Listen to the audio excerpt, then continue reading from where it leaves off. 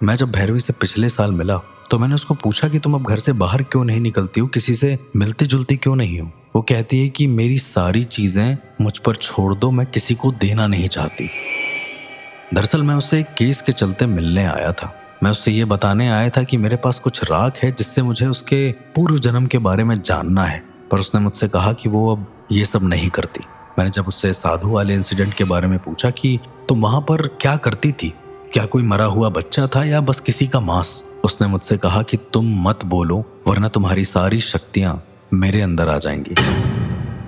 अब यहाँ पर दो बड़े बड़े कॉन्सेप्ट थे कि क्या इसके पास कोई ऐसी साधना सिद्ध है कि मेरी सारी शक्तियां ये ले सकती है। क्या ये लड़की यानी भैरवी गंगा किनारे जितने भी साधु थे उनकी ताकतें लेती थी, और ऐसी कौन सी विद्या कर रही थी ये सर पर एक मरे हुए बच्चे को रखकर। ये जब मैंने उससे सारी बातें एज अ साधक पूछी, उसने जो बताया वो मैं आज तक कभी भूल नहीं पाया हूँ। वो मुझसे कहती है कि वो भैरवी नहीं है। मैं फिर से उससे 2 बार पूछता हूँ। कहती है कि वो भैरवी नहीं है, उसका नाम रमा है। अब यहाँ पर मुझे ऐसा लगा कि शायद इसकी मल्टीपल पर्सनालिटी डिसऑर्डर्स या फिर कुछ इस तरीके के डिसऑर्डर्स इसके दिमाग में पनप गए होंगे इतने दिन से ये सब कर करके, पर नहीं। उसने मुझे जो जो बताया वो एक्चुअली अघोरपंथ के हिसाब से बहुत ज्यादा एक्यूरेट चीजें थी। वो बताती है कि उसका नाम रमा है और वो 10 महाविद्याओं की साधना करती थी। साधना करते करते एक दिन जब वो गंगा के उस पार जाकर लौटी तो बीच रास्ते में ही कुछ नाव वालों ने उसे घेर लिया और उसके साथ दुष्कर्म करके पानी में ही उसे मार दिया। तो कहती है कि उसे सब कुछ याद है कि कैसे वो पानी में मरी, कैसे वो अपनी आंखें खोलती है तो सारे लोग उसकी बॉडी को निकाल रहे होते हैं। मतलब उसने अपने शरीर का हर एक वो कर्म जो इंसान नहीं देख पाता है, यानी कि अंतिम संस्कार, वो अपनी आंखों से देखा। मैंने उसको पूछा तुम रमा हो तो कितने सालों से हो यहाँ पर। उसने जो बोला वो सुनकर पहले तो मुझे विश्वास नहीं हुआ। उसने मुझसे बोला कि वो 1600 साल से यहीं पर है और उसकी उम्र इतनी ही है। ये बात को पूरी तरीके से प्रूव करने के लिए जब मैंने उससे अलग अलग लैंग्वेजेस में बात करना शुरू किया जो कि साधक की लैंग्वेज होती है, उसने मंत्रों के लैंग्वेज का बहुत ही एक्यूरेट जवाब दिया। वो मुझसे कहती है कि उसका कोई भी ऐसा इरादा नहीं है कि वो किसी के शरीर में जाए और उसको पोजेस करे। वो मुझे डराना भी नहीं चाहती, बस मैं उसकी बात सुन लूं। पता नहीं क्यों मुझे ऐसा लग रहा था कि अगर मैं उसकी बात सुनूंगा तो पक्का मुझे कुछ ना कुछ हो जाएगा, पर फिर भी मैं बात को टालते टालते जब मैंने उसकी एक बात सुनी तो मैं बिल्कुल दंग रह गया। उसने कहा कि वो अपनी इच्छा से भैरवी के शरीर में नहीं है। मैंने जब उससे बात पूछी तो वो कहती है कि जिस वक्त मुझे मारा गया था उस वक्त मेरे शरीर में जो भी गहने थे वो भी कुछ लोग उठाकर ले गए थे। मैंने कहा तो फिर इसका मतलब क्या है। वो कहती है जब तक वो गहने एक साथ नहीं आएंगे तब तक मेरी आत्मा शायद हमेशा यहीं पर रहे। गहने कहाँ हैं, क्या कर सकते हैं, मैंने उससे सारी चीजें पूछी पर उसे उसका एक्सेस नहीं मिल पा रहा है। मैंने जब उससे रीजन पूछा तो वो कहती है कि क्योंकि उसमें उसकी साधनाएं निहित थी, इस वजह से जो चोर थे वो उसके वो जेवर ले गए जिनसे वो साधनाएं करती थी और माता की साधना अधूरी रह गई। माता की साधना अधूरी हो जाने पर रमा को यह श्राप मिला कि वो सालों साल जिंदा रहेगी क्योंकि उसने माता के ही उन गहनों को चोरी हो जाने दिया। देखा जाए तो रमा की कोई गलती नहीं थी, पर फिर भी उसे ये कर्ज मिला जिसे शायद वो हमेशा के लिए सहेगी। भैरवी को इस समय कुछ भी नहीं पता था क्योंकि मैं डायरेक्टली बात कर रहा था रमा से। मैंने भैरवी को एक बार छू कर भी देखा तो उस वक्त उसके पैर के अंगूठे पूरी तरीके से सिकुड़े हुए थे और उसका दिल बंद था, ठीक वैसे ही जैसे भूता कोला में होता है। इंसान के शरीर में जब देव आते हैं तो इंसान का दिल धड़कना कुछ देर के लिए बंद हो जाता है और यही शायद ऊपर वाले की एक माया है। थोड़ी देर के बाद अचानक से भैरवी को चक्कर आता है और वो गिर जाती है। मैं जब उसे उठाता हूं तो वो बुरी तरीके से पागल हो जाती है। वो मुझसे कहती है कि मैं किसी भी तरीके से 2 सुहागन औरतों की राख उसे ला कर दूं, चाहे कहीं से भी। मैं पहले सोचता हूँ कि ये सुहागन औरतों की राख करेगी क्या, एकदम से क्यों मांग रही है। वो अपना सर पटकने लगती है, उसे खून निकालने लगती है। वो कहती है कि उसे अभी के अभी 2 सुहागन औरतों की राख चाहिए। मैं उसी वक्त किसी तरीके से जाता हूँ और घाट पर जो भी लोग होते हैं उनसे पूछ कर कि ये लाश किस इंसान की है, मेल है या फिर फीमेल, वो पूछ कर वहां से 2 राख लेकर आता हूँ। मैं जैसे ही उसे वो राख देता हूँ, वो उसे अपने खून में मिलाकर एक मिट्टी की मूर्ति पर कुछ बनाने लगती है और शेप देते देते वो पूरा पागलों की तरह रिएक्ट करती है। वो माता मातंगी, माता बगलामुखी, षोडशी, त्रिपुर भैरवी, छिन्न मस्तिका, वो सभी 10 महाविद्याओं के नाम एक एक करके लेने लगती है और देखते ही देखते एक ऐसी मूर्ति बनती है जो बहुत ज्यादा अजीब होती है। उसका आधा ही चेहरा बना होता है क्योंकि चेहरा वो ढक के बनाने वाली थी। भैरवी जैसे ही कपड़ा लेकर उसे ढकती है, वो जोर जोर से माँ माँ ऐसे करके अपने दिल से बोलने लगती है, ऐसे जैसे उसे सच में माता दिख गई हूँ। और जब मैं वो कपड़ा हटाता हूँ तो मैं जो देखता हूँ वो शायद मैं कभी किसी को बयां ना कर पाऊँ। मैंने देखा कि भैरवी का सर माता के सर की जगह रखा हुआ है। उसने अपना गला काट दिया है, जिससे माता के गले से लेकर पूरे कपड़े तक अभिषेक हो रहा है और उसकी आंखें बंद हैं। शायद उसने खुद को माता को समर्पित करके अपनी साधना को पूरी तरीके से खत्म कर दिया हो। भैरवी तो नहीं रही इस दुनिया में, लेकिन ये सवाल आज भी मेरे दिमाग में आता है कि ऐसे कैसे एक मूर्ति किसी लड़की से बात कर सकती है, और क्या 1600-1700 साल पुरानी कोई आत्मा में इतना दर्द हो सकता है, या इतनी श्रद्धा हो सकती है कि वो अपनी भक्ति को पूरा करने के लिए या उनके दिए गए उस कर्ज को पूरा करने के लिए आज तक जिंदा है। क्योंकि उसने कहा था कि वो अपनी मर्जी से नहीं जाती किसी के शरीर में, तो जहां तक मुझे लगता है कि शायद ऊर्जा स्थानांतरण जो अनियमित रूप से होती है उसे माता के कर्ज ने नियमबद्ध तरीके से कर दिया हो। एक निश्चित नक्षत्र और निश्चित ग्रह वाली लड़की के अंदर रमा की आत्मा आएगी। बचपन से उसे कला में बहुत ज्यादा निपुण बनाएगी और एक समय के बाद वो समर्पित कर देगी खुद को माता को। शायद आज भी रमा किसी के शरीर में इस तरीके से जाएगी अपने अगले मोक्ष की तलाश में, और कौन सा शरीर उसे मोक्ष देगा ये तो उसे शायद खुद भी नहीं पता है। इस तरह की और घटनाओं के बारे में जानने के लिए सुनते रहिए real ghost encounters with RJ अर्श।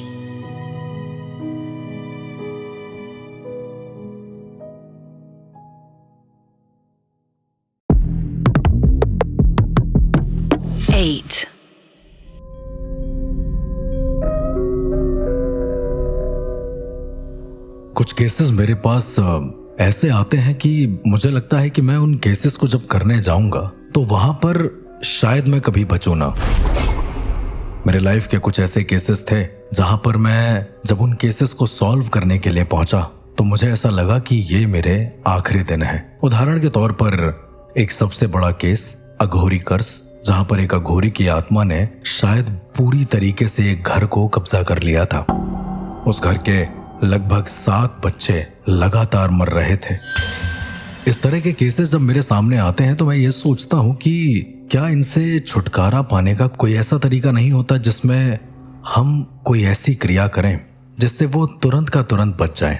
जब किसी जगह पर एक बहुत भारी आत्मा का साया होता है तो उससे लड़ने या फिर उससे अलग अलग तरीके से निपटने के लिए हमें अलग अलग विधियों का प्रयोग करना पड़ता है। कई बार कुछ ऐसी विधियां जो शायद ना आपने कभी सुनी है, ना उनका जिक्र टीवी या सीरियल्स में देखा हो। लेकिन क्या होगा अगर एक आत्मा की जगह 5 अलग अलग ऐसी भयानक आत्माएं मौजूद हों जिनका जिक्र ना मैंने कभी पुराणों में सुना है, ना ही मैंने अपने गुरुओं के मुख से सुना है तो सिर्फ उनकी कुछ ऐसी बातें जो शायद मेरे जहन में कहीं ना कहीं घर कर गई थी। इस केस में मेरे पास कोई फोन नहीं आता है, पर मुझे एक जगह के बारे में पता चलता है, एक जगह जो पूरी तरीके से श्रापित है। उदाहरण के तौर पे कुलधारा गांव, जहां पर एक ही रात में 5000 लोग गायब हो गए और पता नहीं चला कि गांव वाले आखिर किस जगह पर गए। कुछ स्थानीय लोगों का यह मानना है कि पूरा गांव श्रापित था और एक तांत्रिक विद्या के चलते अपनी आत्मा और अपने शरीर को गला देने में सक्षम था। ठीक इसी तरीके से मैं मध्य प्रदेश के गांव के बारे में सुनता हूं। एक ऐसा गांव जो शायद इतिहास के पन्नों से बहुत अलग है। उस गांव में ऐसा कई लोगों का मानना है कि जो लोग हैं वो जिंदा नहीं है, वो मर चुके हैं। अपनी इस क्यूरियोसिटी को खत्म करने के लिए जब मैं उस गांव के लिए रवाना हुआ तो मेरे कई सारे ऐसे साधक दोस्त थे जिन्होंने मुझे बताया कि उस गांव में अभी भी बहुत सारी डायनों का प्रकोप है। वहां पर एक दो नहीं बल्कि हजारों बुरी आत्माएं हैं जो शायद तुम्हें कभी वापस लौटने ही ना दे। पर मुझे उस गांव में जाना जरूरी था क्योंकि उस गांव में एक बहुत बड़ा सा पेड़ था। वो एक बहुत पवित्र पेड़ हुआ करता था कभी किसी समय पर। मुझे उस पेड़ की 2 पत्तियों को तोड़कर अपने पिछले केस के लिए रखना था जिसे मैं अच्छे से सॉल्व कर सकूं और शायद उसी पेड़ से मैं पिछले केस में पीड़ित इंसान को ठीक कर सकूं। तो मैं निकल गया मध्य प्रदेश के उस गांव के लिए जहां पर जिंदा शव टहलते थे। अब मैं आपको गांव में जब मैं पहुंचा तो बताता हूं कि मैं क्या देखता हूं। एक गांव जो कि आम गांव की तरह ही दिख रहा था, ऐसा कुछ खास अलग नहीं था, पर हर एक इंसान ने अपने गले को बुरी तरीके से ढक रखा था। बहुत ज्यादा गर्मी में उन्होंने अपने गले को ऐसे ढक रखा था जैसे सर्दी चल रही हो, फिर चाहे कोई बच्चा हो, बूढ़ा हो या फिर कोई औरत। मैंने वहां पे चल रहे जितने भी लोग थे उनमें से हर एक इंसान से पूछा कि वो पवित्र पेड़ कहाँ पर है। गांव वाले सिर्फ मुझे देखकर हंस रहे थे। एक बहुत अजीब चीज मैंने नोटिस करी कि सभी के भाव एक ही जैसे थे। यदि कोई मुझे देखकर हंस रहा था तो आसपास के जितने भी लोग थे वो सब मुझे देखकर हंस रहे थे। एक इंसान मुझे ऐसा दिखा जिसका पैर कटा हुआ था, शायद अभी अभी उसके पैर से खून निकल रहा था, पर फिर भी वो मुझे देखकर हंस रहा था। एक और सबसे भयानक और सबसे ज्यादा डरा देने वाला साइन, गांव वालों में से किसी भी इंसान की पलकें झपक नहीं रही थी, ऐसे जैसे वो एक टक मुझे देखे जा रहे हों। मैंने उनसे ना पूछकर आगे बढ़ना ही जरूरी समझा कि इतनी देर में अचानक से एक गांव वाला मेरे पास आता है। वो मुझसे पूछता है कि मैं यहाँ पर इस गांव में क्यों आया हूँ। जब मैं उसे बताता हूँ कि मुझे उस पवित्र पेड़ के 2 पत्ते चाहिए तो वो गांव का शायद सरपंच होता है। वो मुझे कहता है कि पहले मुझे एक कहानी को सुलझाना पड़ेगा और उस कहानी को सुलझाने के साथ साथ वो मुझे पेड़ का पता बता देगा। मुझे लगा कि शायद हो ना हो अगर ये जिंदा शव है तो मुझे इनकी कहानी जरूर सुननी चाहिए। कहा जाता है कि जिंदा शव भी कभी ना कभी आपको वो बताते हैं जो शायद आप आम जिंदगी में सुन ना पाए। ये बात मैं आप लोगों को जरूर बता देना चाहता हूँ कि वहां पर जितने भी लोग थे उनके अंदर आत्माएं तो नहीं थी। मैंने जब अपने दृष्टि तंत्र से देखा तो मुझे ये समझ में आया कि वहां पर किसी भी इंसान का दिल ठीक से धड़क नहीं रहा है। इसका मतलब या तो वो सारे के सारे किसी तंत्र के चलते प्रतिबंधित हैं और या तो शायद वो सच में मर चुके हैं। उस एक आदमी ने अपनी कहानी को बताना शुरू किया।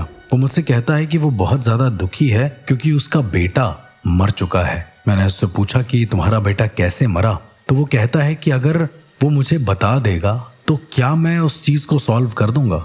मैंने हामी भरी और कहा कि जितना मुझसे हो पाएगा मैं करूंगा। वो आदमी मुझे कहानी बताने लगता है। वो कहता है कि वो गांव का एक वैद्य है और उसका बेटा नमन एक रात बुखार से बहुत ज्यादा तड़पने लगा। बहुत जोर जोर से वो चिल्लाने लगा और थोड़ी देर के बाद उसने अपने सर को दीवार पर पटकना शुरू कर दिया। उसने इतना पटका कि उसके सर से खून निकलने लगा। कई लोगों ने उसे रोकने की कोशिश करी पर वो रुका नहीं। वो सिर्फ 11 साल का था। जैसे तैसे उस वैद्य ने उसे दवा दिलाकर सुला दिया। अगले दिन उसका बेटा घर से गायब था। सबसे ज्यादा अजीब था कि उसके बेटे की लाश गांव से बाहर एक पेड़ के पास मिली। उसके कपाल में यानी कि उसके स्कल में 7 अलग अलग कीलें गड़ी हुई थी जिसमें शायद कोई कलावे बंधे हुए थे।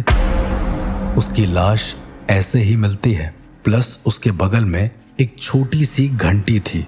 उसके अंदर शायद कुछ अजीब था। ये इंसान मुझसे कहता है कि ये आज भी अपने बेटे की मौत का राज नहीं समझ पाया। क्या मैं बता सकता हूँ? मैंने उससे पूछा कि क्या गांव में किसी भी आत्मा या किसी भी अदर एंटिटी का साया है? तो वो कहता है कि भगवान ही नहीं बचा सकते तो फिर शैतान हमारा क्या कर लेंगे। उसकी बातों में एक अलग तरीके का शून्य भाव था। वो कहता है कि मुझे पता था कि तुम कहानी नहीं सुलझा पाओगे, इसलिए मैं पेड़ का पता नहीं बताऊंगा। हाँ, तुम्हें अगली कहानी जाननी है तो बगल वाले घर में जो औरत है उससे जान लो।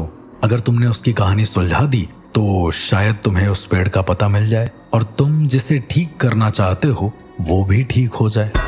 मेरे दिमाग में अचानक से एक क्लिक किया कि इस इंसान को ये कैसे पता कि मुझे पेड़ से 2 पत्ते चाहिए किसी को ठीक करने के लिए। खैर, मैंने इस चीज में ज्यादा देरी नहीं करी और बगल वाले घर में जो लेडी थी उनके पास चला गया। वो बैठे बैठे बहुत जोर जोर से रो रही थी। उनके हाथ में एक छोटी बच्ची का कपड़ा था, शायद वही करीब 7 से 8 साल की बच्ची का, और वो उस कपड़े को पकड़कर रोए जा रही थी। मैंने उनसे पूछा कि क्या हुआ, तो वो मुझे एक गीत सुनाने लगती हैं। शायद एमपी का ही कोई लोकगीत होगा जो कि मुझे पूरी तरीके से याद नहीं। गीत बहुत ही अच्छा था, पर वो गीत खुशी का गीत था। ये रोते रोते क्यों बोल रही थी?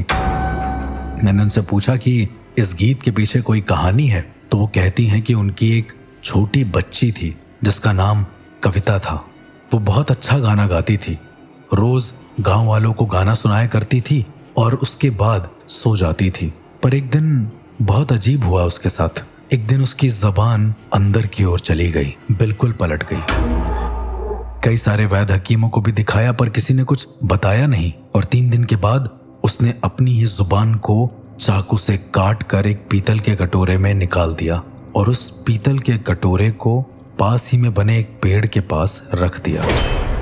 उस रात उस लड़की का शव अपने घर में मिलता है जिसका मुंह बुरी तरीके से खुला होता है, और उसकी माँ मुझे ये सब बता रही होती है कि उसकी बच्ची अब नहीं है, अब वो उसकी आवाज कभी नहीं सुन सकती। तो क्या मैं उसे बता सकता हूँ कि उसकी बच्ची के साथ क्या हुआ? दरअसल ये सारी चीजें अधूरी थी। इसमें कुछ तो ऐसा था जो शायद मेरे सोच के परे था, क्योंकि कोई भी इंसान ये मानने को तैयार नहीं था कि उस गांव में किसी भी तरीके का भूत प्रेत या कोई अदर साया है। सबके सब एक ही तरीके का रिएक्शन दे रहे थे। इससे पहले मैं मना करता, वो औरत हंसकर कहने लगी कि मुझे पता है कि तुम नहीं बता पाओगे, इसलिए सामने वाले घर में चले जाओ, शायद वहां से कोई मदद मिल जाए। मुझे पता नहीं चल रहा था कि आखिरकार मेरे साथ हो रहा है तो क्या हो रहा है। जब मैं सामने वाले घर में गया तो वहां पर एक 20 साल का लड़का खड़ा हुआ था। वो कहता है कि तुम यहाँ आए क्यों हो? तुम आए हो तो तुम्हारी परछाई भी आएगी, और अगर तुम्हारी परछाई आई तो तुम मर भी सकते हो। मैं पहले तो उसकी बात समझ नहीं पाया, लेकिन जब मैंने उसकी परछाई की ओर देखा तो उस लड़के की परछाई थी ही नहीं। ये मेरा भ्रम था या फिर कुछ अलग? उसने बोला कि उसके भाई की परछाई भी चली गई थी और उसकी परछाई के जाने के 3 दिन के बाद उसका भाई मर गया था। बहुत बुरी तरीके से उसे मारा गया था।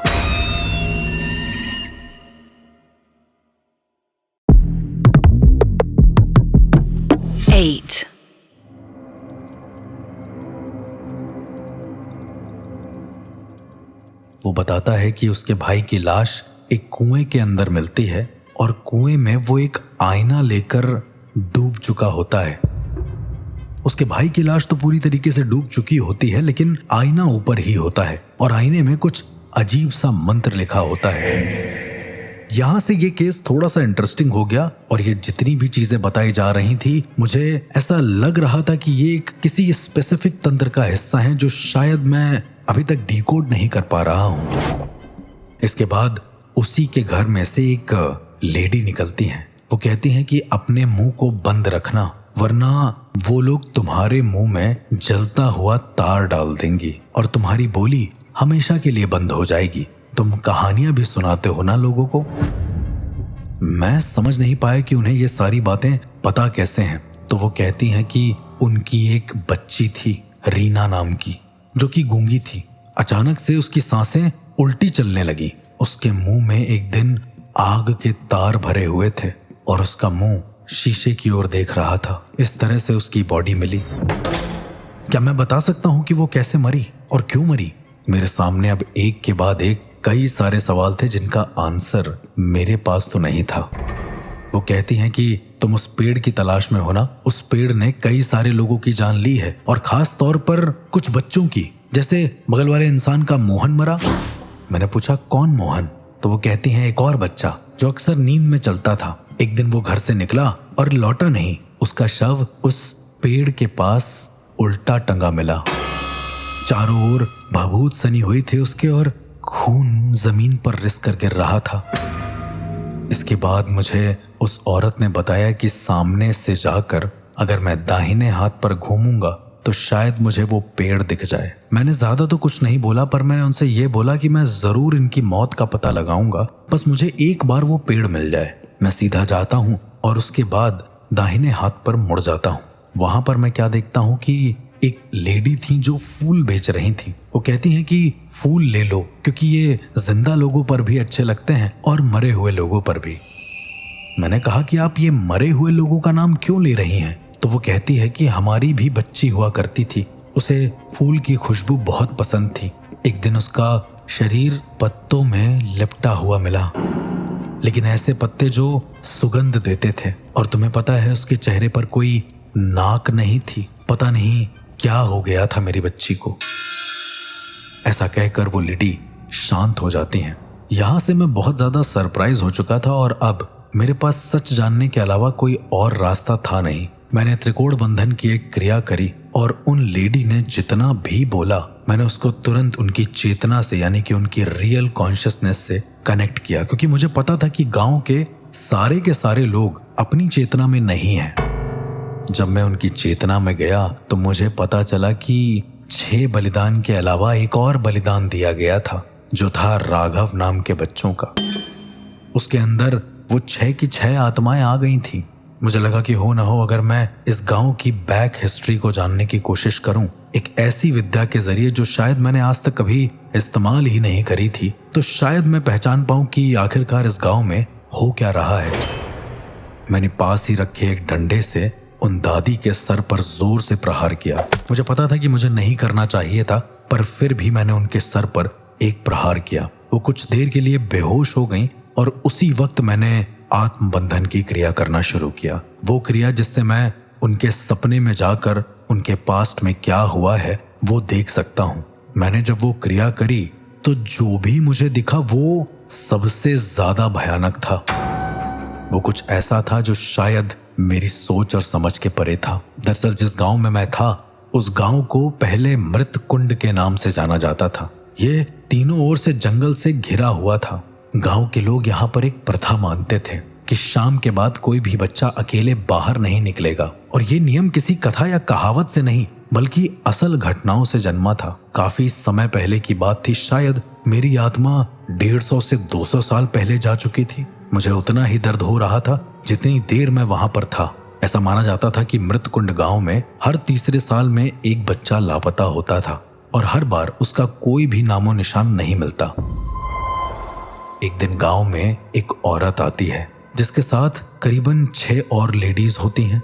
वो औरत ये दावा करती हैं कि वो हर तरह की बीमारियों से उस गांव को बचा सकती हैं, लेकिन कोई ये मानता नहीं। धीरे धीरे वो लोगों को सही करने लगती हैं तो लोग उनके पूरे बहकावे में आ चुके होते हैं। वो दरअसल में 7 औरतें नहीं 7 अलग अलग डायन थीं। वो उनका एक पूरा का पूरा ग्रुप था जो शायद किसी बहुत खास तलाश में था। इसके बाद मैंने तुरंत उन सारी बलियों को याद किया जो 6 बच्चे एक साथ मरे थे। गांव में उन वैद्य का बेटा नमन, उसकी खोपड़ी में वो लगाई गई 7 कीलें।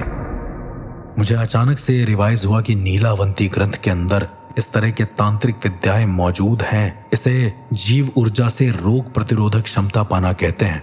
शायद डायनों ने उस नमन को मारकर उसकी खोपड़ी पर जो छेद किया था उससे वो एक ऐसे ट्रांस को पाना चाहती थी जिससे वो किसी भी जहर से नहीं मर सकती थी।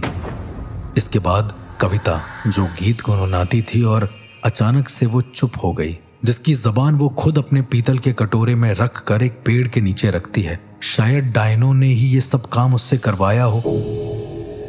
और नीलावंती ग्रंथ के अनुसार उस पीतल के कटोरे में या किसी भी पात्र में यदि आप 5 लाशों की राख रखते हैं और उसके ऊपर किसी भी अपने शरीर के अंग को रखते हैं तो वो शरीर का अंग हमेशा के लिए सुन्न हो जाता है। और ये क्रिया डायनों को शायद अनसुनी आवाजें सुनने की शक्ति देती थी जो कि सोए हुए लोगों के सपने में जा सकती हैं। ये जितनी भी क्रियाएं मैं बता रहा हूं ये या तो किसी ग्रंथ से इंस्पायर्ड थी और या तो मेरे गुरु द्वारा बताए गए कुछ ऐसे तरीकों से जो बहुत ही ज्यादा गुप्त थे। जब मैंने तीसरे बलिदान को सोचा तो उसमें अंकित की परछाई यानी कि उस 20 साल के लड़के के भाई की परछाई शायद शीशे में कैद हो गई थी जिसकी लाश कुएं में मिली। डायनों का शायद ये मकसद रहा होगा कि वो दूसरों के रूप धारण करने की कला को सीख जाए जिससे वो किसी भी बच्चे, माँ या बूढ़े की शक्ल ले सकती हैं। अगली मौत रीना की जो हुई, मुंह में आग के तार भरकर शायद इससे डायनों का ग्रुप मौन संवाद की रचना करता हो, यानी चुप रहकर सब कुछ बोलने की ताकत। पांचवा जो खून हुआ मोहन का, जो एक पेड़ पर उल्टा लटका मिला भभूत के साथ, शायद डायन उसे उसकी आखिरी सांस खींचकर अविरत जीवन शक्ति प्राप्त करना चाहती हूं। इस अविरत जीवन शक्ति से डायनों को नींद नहीं आती।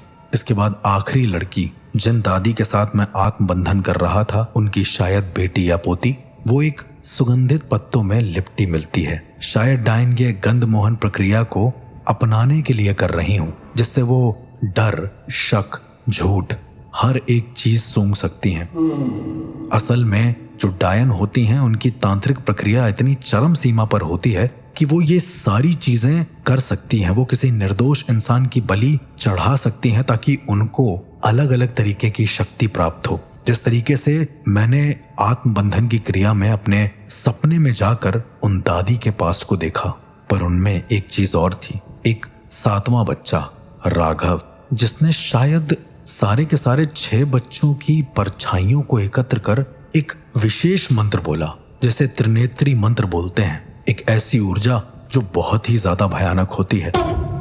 मैं सुन पा रहा था उस उच्चारण को, और इससे डायनों का एक ही मकसद होता है, एक ही नजर में किसी भी इंसान की चेतना को छीन लेने की शक्ति।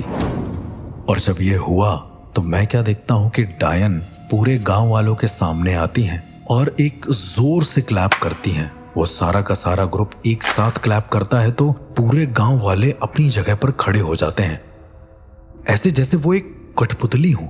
जब भी डायनों की आंखों से एक चमक निकलती, पूरा का पूरा गांव चुप हो जाता। जैसे भी वो कुछ आदेश देती, गांव वाले वैसा ही करते, चाहे वो खेती हो, बलिदान हो, पूजा हो, और गांव बिना सवाल उनकी बात मानता। लेकिन कहते हैं कि हर तंत्र के साथ एक शर्त जुड़ी होती है, चाहे आप कुछ भी करें। राघव जो आखिरी लड़का था, जब डायनों ने उसका बलिदान लिया तो शायद उसमें कोई त्रुटि हो गई, एक ऐसी त्रुटि जो नहीं होनी चाहिए। त्रुटि में शायद ये था कि जो बलिदान है वो निर्दोष और अनजाने होने चाहिए, जाने पहचाने नहीं होने चाहिए। और राघव उन सारे खून के बारे में जानता था, पर किसी तरीके से राघव की आत्मा को उन 7 डायन ने अपने तरीके से बंद कर दिया और उसे बंद करके एक पेड़ के नीचे गाड़ दिया। मुझे अब समझ में आ गया था कि वो पेड़ ही मेन जड़ है, जिससे शायद वो 7 बच्चों की आत्माएं मुक्त हो सकती हैं।